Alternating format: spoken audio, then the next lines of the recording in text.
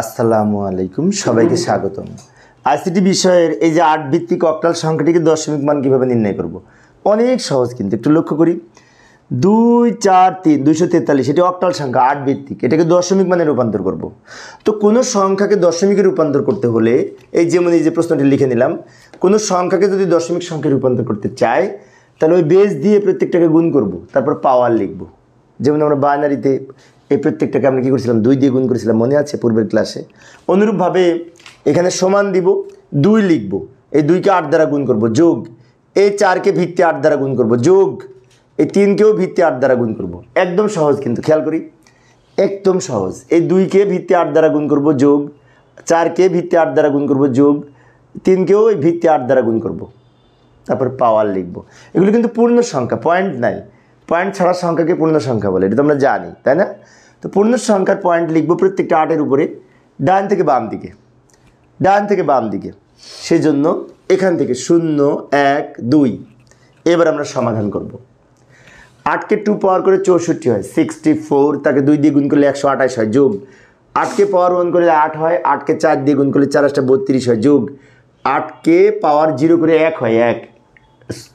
8কে পাওয়ার 0 করলে কত হবে? 1। পাওয়ার 0 থাকলে কিন্তু ফলাফল 1 হয়, আমরা জানি কি না? তো ওই 1-এর সাথে 3 গুণ করলে 3 হয়।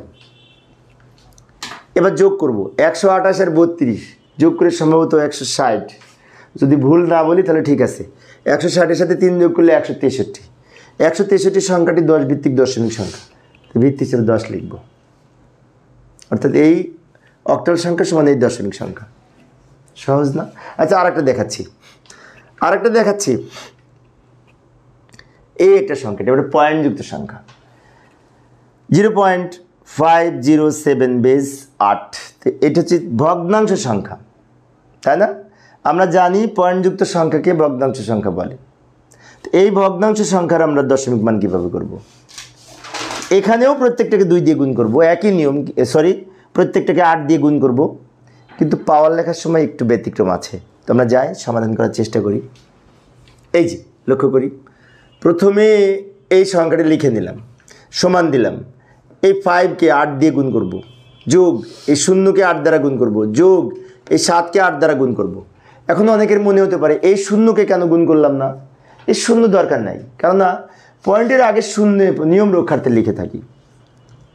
সেই জন্য পয়েন্টের পরে যেগুলি আছে সেগুলিকে আমরা 8 দ্বারা গুণ করলাম। এবার পাওয়ার লিখব। এখন পাওয়ার লেখার সময় কিছুক্ষণ আগে আমরা যে পূর্ণ সংখ্যা দেখেছি সেটি কিন্তু এদিক থেকে পাওয়ার লিখেছি, তাই না? 0 দিয়ে শুরু হয়েছিল প্রত্যেকটা 8-এর উপরে। বাট ভগ্নাংশ সংখ্যার বাম থেকে ডান দিকে পাওয়ার লিখতে হবে এই প্রত্যেকটা 8-এর উপরে, এবং -1 দিয়ে শুরু হবে, যেমন -1 -2 -3। এবার আমরা সমাধান করব, ক্যালকুলেশন করব। ক্যালকুলেশন করতে হলে এখানে ক্যালকুলেটর লাগবে। ক্যালকুলেটর ছাড়া এটা করতে গেলে ভুল হওয়ার সম্ভাবনা থাকবে, অবশ্যই ক্যালকুলেটর ব্যবহার করব। তো 8কে পাওয়ার 1 করে -1 করে 5 দিয়ে গুণ করলে কত হয়? প্রথমটা 0.625 হয়, যোগ, আর এখানে 0 আছে, এখানে যাই হোক না কেন তাকে 0 দিয়ে গুণ করলে 0ই হবে। এখানে 8 টু দি পাওয়ার -3 পাওয়ার করে 7 দিয়ে গুণ করলে কত হবে? 0.0136। এই যে 0.0136, 7ও নিতে পারি, সমস্যা নেই। এখানে পয়েন্টের পরে আমরা 4টা 5টা সংখ্যা নিতে পারি, এটা কোনো প্রবলেম নাই।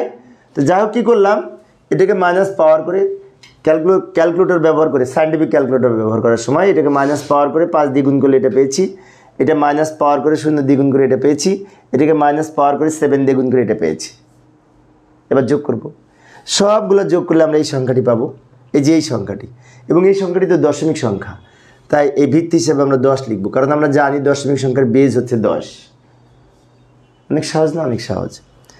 এইভাবে আমরা এই পূর্ণ সংখ্যা এবং ভগ্নাংশ সংখ্যার অক্টাল থেকে দশমিকে রূপান্তর করতে পারি। অর্থাৎ এটি আমাদের উত্তর হিসেবে লাস্টে গণ্য হবে।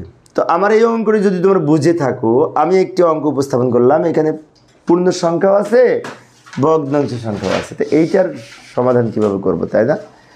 এই অঙ্কটির সমাধানে উত্তর কত হবে তোমরা আশা করি পারবে, সেটি কমেন্টস বক্সে জানানোর চেষ্টা করবে উত্তর কত হয়েছে।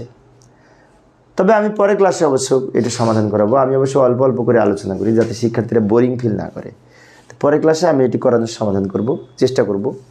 আর তোমরা যদি পারো আগে উত্তরে জানানোর চেষ্টা করবে।